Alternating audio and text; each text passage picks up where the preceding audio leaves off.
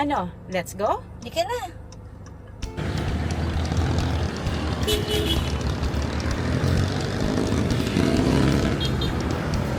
Hi youngsters! Welcome back to my channel!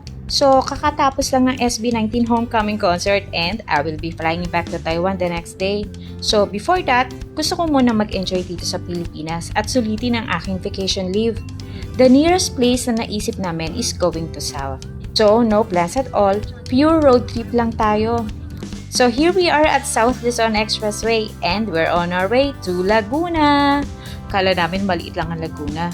But when we check the map, meron din palang siyang 9 municipalities. And since we only have a one-day trip, medyo limited ang time. So, kung ano na lang madaanan namin along the way. Google search and Google Maps lang katapat ito. So, come with us and let's explore Laguna! We're here now in Pila, Laguna. And our first stop is the San Antonio de Padua Church. Bali, I would like to start our tour of Laguna sa isang church.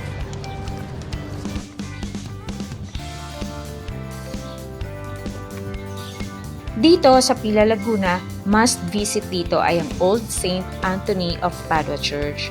And the St. Anthony Chapel ay adjacent lang sa church. So kung meron kang wish, pwede mong isulat and mag-pray.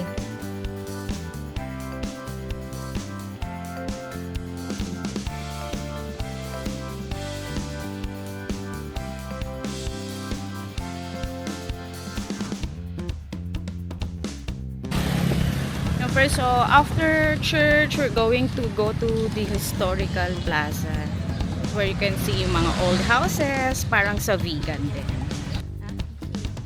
The Pila Old Houses is also a must visit here sa Pila, Laguna. Ito ata ang vegan ng South. It is located just a step away from the church lang. Yun nga, sa daming mga houses, hindi namin alam ano ang pwedeng pasukin. So, we just stroll around and took pictures.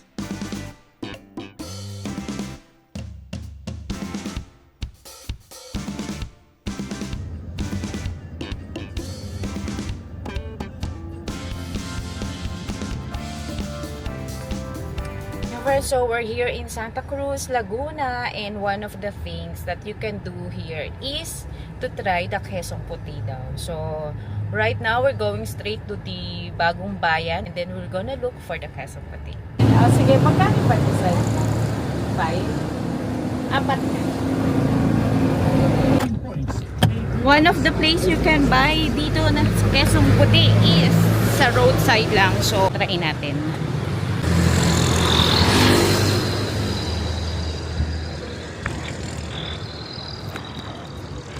Ayan si Manang. Hi Manang, may Quezon Puti po. Hiwa-hiwa na po yan? Buo. Pwede, hindi po ba pwedeng isa lang, yung isang piraso? Ay hindi, ganun talaga siya. Hindi po mapapanis yan kapag na maghapon? Po? Bago naman ito. Bago po. Oh, sige. So, sabi ni Manong 170 na yung dalawang cheese. So it means nag-increase na yung price niya. Hindi ko lang alam talaga how much yung original price niya, pero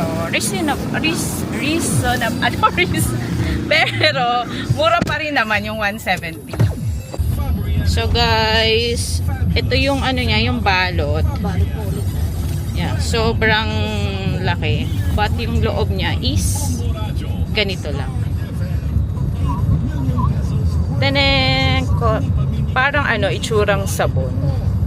So try natin. Parang tofu. Ayan, parang itsurang tofu. But try natin. So malaki rin pala siya. Look. Tanga. Ay, kumagkalat dyan. Nahulog. Hindi ba masarap kasi? Kala ko maasim, hindi pala. Alas. Parang hindi keso. Pero masarap. Lagay mo sa pandesal. Harap. So, ito yung binili naming pandesal. Then, put the cheese. Malamig yung ano, yung queso, no? Tsaka medyo ano siya, medyo may alat.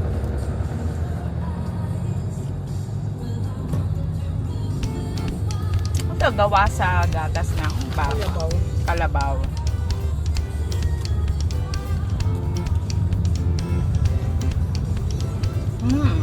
Sarap.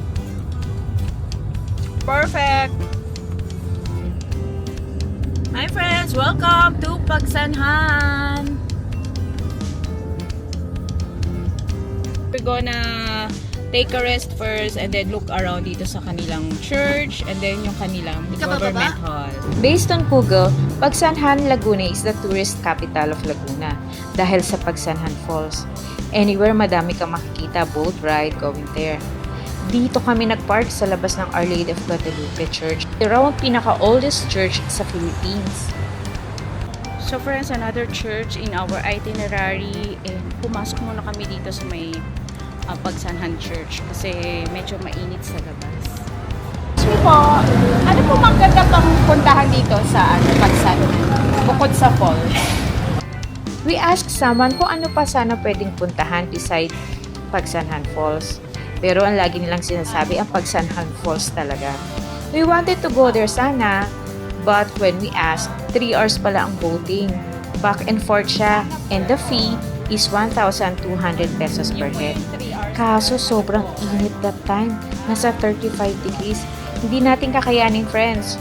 So ang ending, we went back to the road and drive again sa next area. Okay, sige po. Salamat.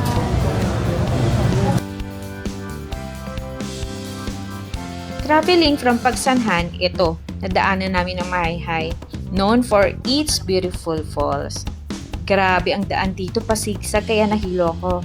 And while driving ay nadaanan namin tong Daliwatan Falls. Go for rent.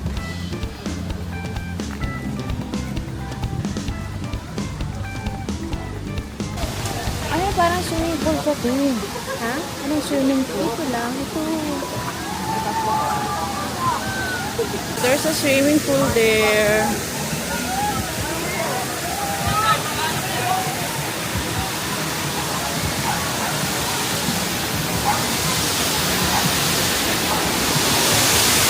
Oh, how nice.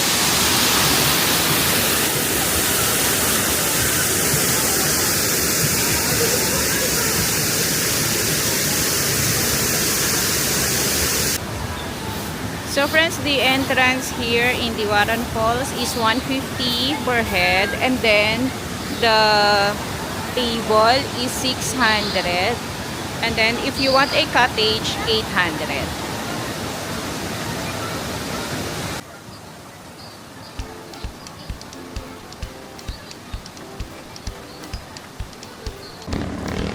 So friends, while we're in Mahayhay, Laguna, nadaanan namin tong Diwatan Falls, Dalitiwan. at Dalitiwan Falls. So chinek lang namin siya. And so far medyo parang ang lamig-lamig. Na feel ko yung lamig ng water. So right now we're going back sa road and then let's go to Liliw, Laguna.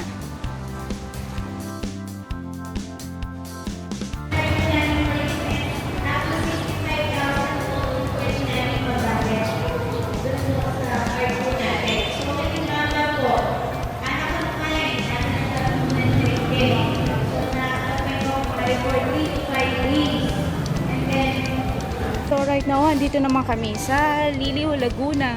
This is the sleeper capital of the Philippines. So dito siya malapit sa church. Meron siyang isang state na ang tinda puro Liliw, Liliw sleepers o yung mga made in Liliw na footwear.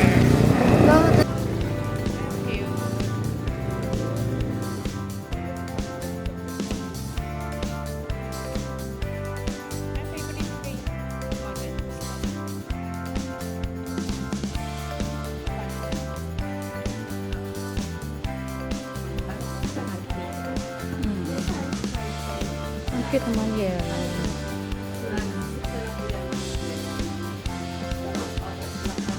sa masyadong mataas. So, based on our research, ang isa daw sa pinakasikat na bilihan dito is the Badong's, yung stall.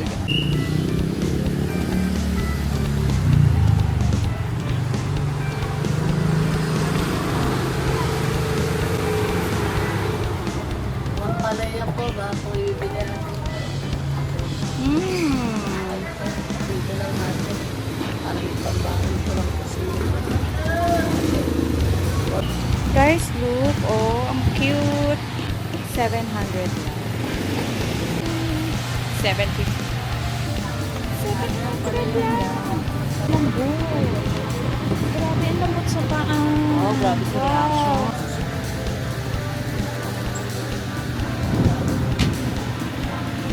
Guys, ang dami po. Oh. Ha? Ang alay.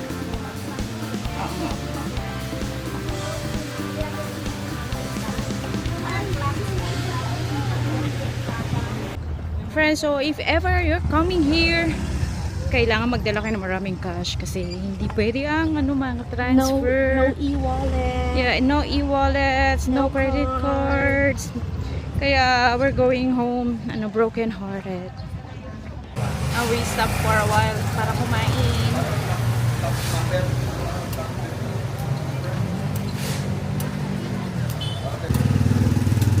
Ang harap.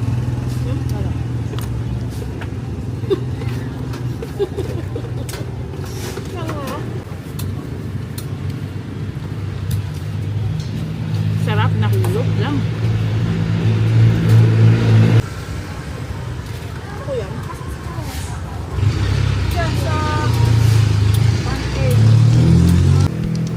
Yang Sir Sitong stand ito is just located across the plaza. Yung kinain namin, grabe, ang sarap. And kahit yung gulaman, masarap din. And after namin kumain, we visited the Liliw Church or the St. John the Baptist Church.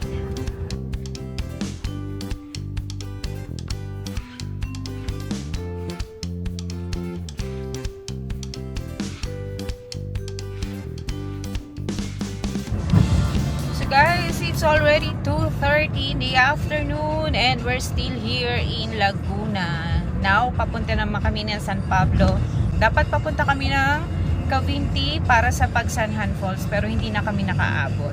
Ay, so friends, it's a fail again. So, we're trying to go to the Yambo Lake. Pandi Lake. Pero hindi namin nakita. Mali yung tinuro ni Google. So, and then, gusto rin sana ay pumunta sa, yung underground cemetery sa Nacarlan. But then, closed siya. So, tomorrow pa mag-open. But, wala na kaming time tomorrow. So, wala. So, ang dami naman hindi nagawa. Ano ba yan? This is a failed trip. Kaloka. As in, this is a road trip lang. Kasi maghapon lang kami sa sasakyan and paikot-ikot lang dito sa Laguna. So, this time naman, pupunta naman kami sa may UPLB. Tignan natin kung anong makikita natin dito sa may Los Baños, Laguna. And look friends, ayan, nakabili kami ng cassava cake dito sa may Cassava chips. Ay, oo nga. Nakabili kami ng cassava chips dito sa may Liliw Church. And for siya, 4 na piraso din, no? 4 for 100. Yan, binenta ni sa atin, ni Kuya. So, let's try.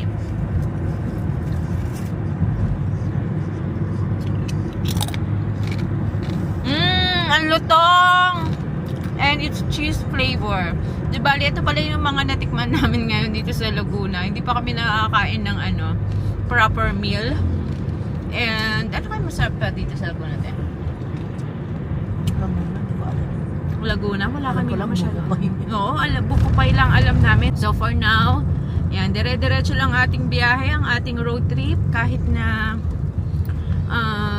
failed yung aming yung aming itinerary for today. But still, at least naka-relax before going back to Taiwan. Ayan, so next time, mag-comment naman kayo, anong magandang puntahan next time? Ito try namin puntahan. So we decided to come here sa UPLB ko. Hindi pa kami nakakapunta dito. So gusto namin makita kung ano yung loob ng UP Los Baños. This is one of the most popular here sa Laguna. And also we wanted to see the view of Mount Makiling, and dito raw yung pinakamagandang view sa loob ng dito mismo sa loob ng UP campus. And so guys, we're here now inside the UP Los Baños, the University of the Philippines, Los Baños. So, yun.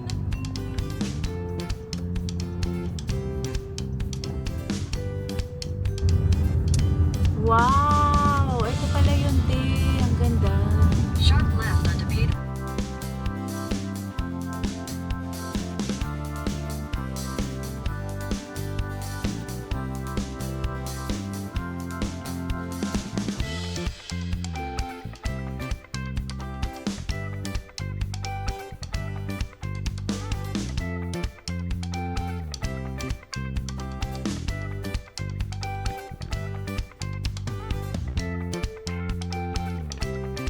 So after looking inside the campus, ayun, naghanap pa kami ng mapupuntahan sana. But then, it's already late. We need to go back to Manila and get ready for my flight tomorrow. Sayang, ang dami pa namang mapupuntahan sana sa Laguna. Di bale, next time na lang. So, see you again next year! So, we're here now in South Luzon Expressway, and hindi na naman kami natuloy dun sa dapat na pupuntahan namin, yung sa Makiling Heights. Ano siya, dapat restaurant siya with the view of yung Makiling nga. But nalagpasan ng ate ko kasi hindi tumitingin sa Google Maps. So, ayun. So, ngayon nandito na lang kami sa Steaks, and dito na kami kakain, the usual. So guys, huwag na kaming gagayahin. So today, yung trip talaga namin is very unplanned. We didn't search for it. Akala namin, pagdating namin dito sa Laguna, makikita na namin lahat yung mga sa signages, yung gano'n. But then, pagdating namin dito sa mga lugar, walang signage. So, we just, nag-ano lang kami talaga, nag-rely on Google Maps. But, yun nga, nilito talaga kami ni Google Maps dun sa iba naming pinuntahan. But anyways, it's a lesson learned, and di bali na meron pa namang next time. So, next time na pupunta kami ng Laguna, we know na how to prepare and where to go. So, wag nyo kami gagayahin, guys, ha? So, di bali na, it's a way of relaxing din, and really, it's a really a road trip for us. Kasi nag-trip lang talaga kami and always on the road. So, tomorrow, back to Taiwan, back to reality. So, I will see you on our next trip. So, this is your friend, Jajay. I'm from Taiwan with Love. Bye!